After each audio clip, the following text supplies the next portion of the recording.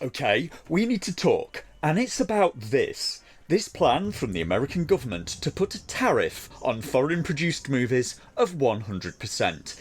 This plan is put forward as something that's going to save the US film industry. But is it? First, we need to understand precisely what any of this is supposed to mean. How is this supposed to work? How are the US government going to tariff films coming into the US that are produced in foreign lands? Okay, you could say if a movie is not being shot in the US, when it comes to cinemas in the US, if the movie ticket was going to cost $10, it now costs $20. Is that what this is supposed to mean?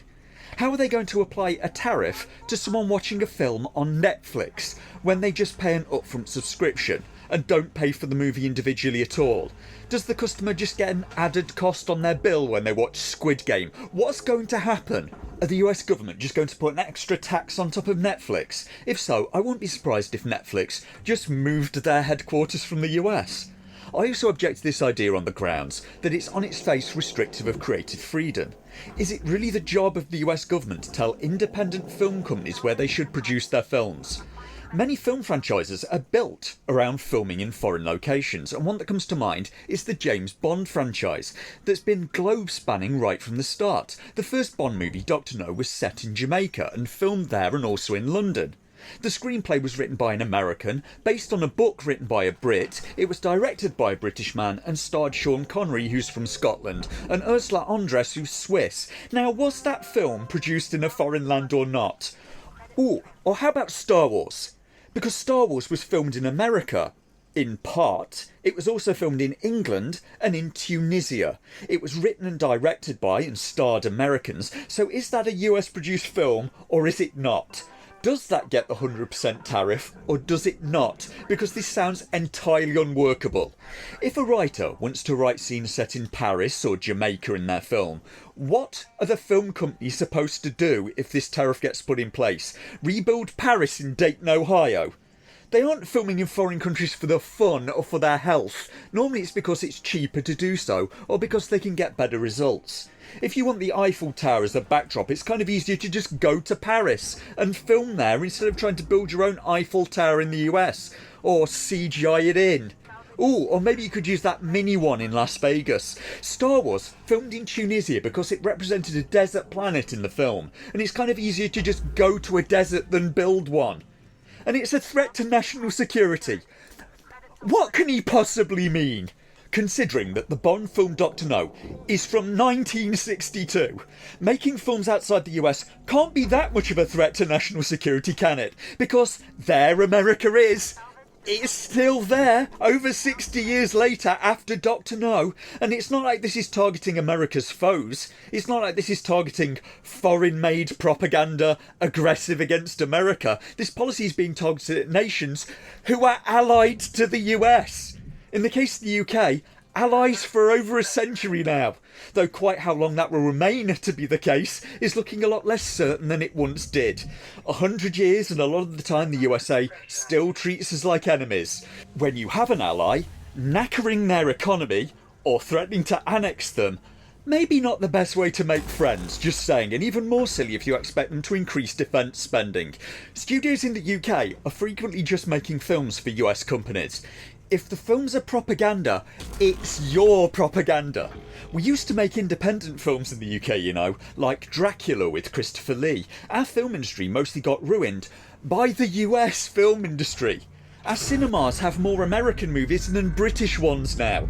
Thinking this through, it appears to me as something that's going to do immense harm to the US film industry at a time when many films are struggling to break even. This plan is likely to further increase the costs of making films. Making any film is a financial gamble, and upping the costs is making the gamble more risky. The result of this idea may be that the US end up with a larger slice of a pie that doesn't even exist anymore. If the film doesn't get made in the first place, there's no pie for you. Filming the UK is just quite convenient for a lot of projects, like making the Harry Potter films. The UK produces a lot of very well-trained actors, and if you film in the UK, it's very close to where those actors live. Seriously, Harry Potter and the Goblet of Fire, you're trying to tell me that Harry Potter and the Goblet of Fire is a threat to American national security. Well, you guys must be in a worse state than I realised. You reportedly have the largest military budget on Earth, and somehow you're in threat from Dobby the house elf. This is what you're trying to tell me. And what happens if other countries reciprocate with these tariffs? Because I have to stress, there are a lot more US films in UK cinemas than there are UK films in US cinemas. So should the UK government be tariffing US films as a threat to UK national security? At a time when films are struggling to break even, good luck if other countries start applying tariffs and the ticket price for US movies doubles overnight in foreign markets. This whole policy idea seems unworkable, and that's convenient because I don't think it was or ever is supposed to actually work. So why say it at all? Well, America is a very strange country. Exhibit A, truck nuts. Exhibit B, you have Robert F. Kennedy explaining that US food is filled with poison. It's hurting US kids, he claims. And at the same time, US trade delegations come to the UK trying to sell us that same food. The same food the US government is claiming is filled with poison. Also, the politics can be very crooked, and it would not shock me at all if there was some stock market manipulation going on in here. Netflix stock fell 4% on the strength of this message alone, so quite a good time for your friends to buy it if they know the policy will ultimately come to nothing. Also, this is coming as the US and UK are entering trade talks, and the UK does a lot of film production.